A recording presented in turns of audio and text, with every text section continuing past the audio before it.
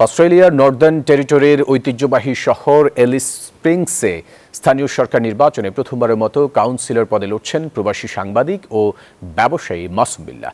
তার প্রধান অগ্রাধিকার নিরাপত্তা ব্যবস্থা উন্নয়ন, জলবায়ু চ্যালেঞ্জ মোকাবেলা এবং শহরের ঐতিহ্য রক্ষা করে এলিস স্প্রিংসকে আরও বাসযোগ্য করে তোলা।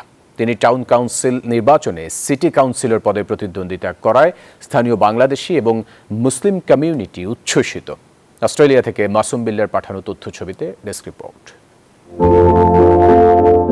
অস্ট্রেলিয়ার এলিস স্প্রিং শহরের মোট ভোটার সংখ্যা প্রায় 18,000। এবারে নির্বাচনে মেয়র পদে প্রতিদ্বন্দ্বিতা করছেন 7 জন প্রার্থী এবং কাউন্সিলর পদে আছেন 25 জন প্রার্থী। এর মধ্যে নির্বাচিত হবেন একজন মেয়র ও 8 জন কাউন্সিলর। এবার প্রথমবারের মতো কোনো প্রবাসী বাংলাদেশি এবং মুসলিম প্রার্থী হিসেবে কাউন্সিলর পদে অংশ নিচ্ছেন মাসুম বিল্লাহ। তিনি প্রবাসী বাংলাদেশি ও মুসলিম কমিউনিটির কাছে পরিচিত মুখ। আমি এখানে ভোটে দাঁড়াইছি কারণ আমি আসার পরে দীর্ঘদিন ধরে দেখেছি যে এই কমিউনিটি থেকে, বিশেষ করে বাংলাদেশি এবং মুসলিম কমিউনিটির পক্ষ থেকে এর আগে কেউ নির্বাচনে অংশগ্রহণ করে নাই।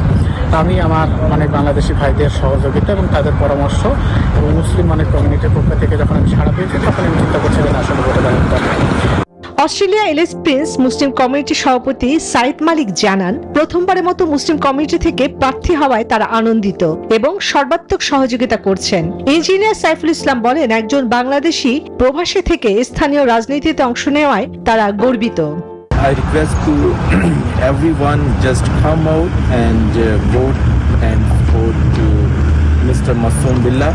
The last day is the 23rd of August. So please come in your first priority and vote and support him. আমাদের এলিস স্প্রিং টাউন কাউন্সিলে প্রথম একজন বাংলাদেশি ক্যান্ডিডেট মাসুম বিল্লাহ দাঁড়িয়েছে।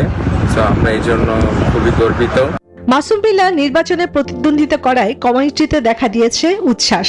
অনেকেই নিজেদের প্রার্থী পাওয়ায় প্রচারণায় নেমেছেন। मासूम भाई के लिए यहाँ पे आए हैं लोकल काउंसिल में एलिस स्प्रिंग्स में, हम इनको सपोर्ट कर रहे हैं।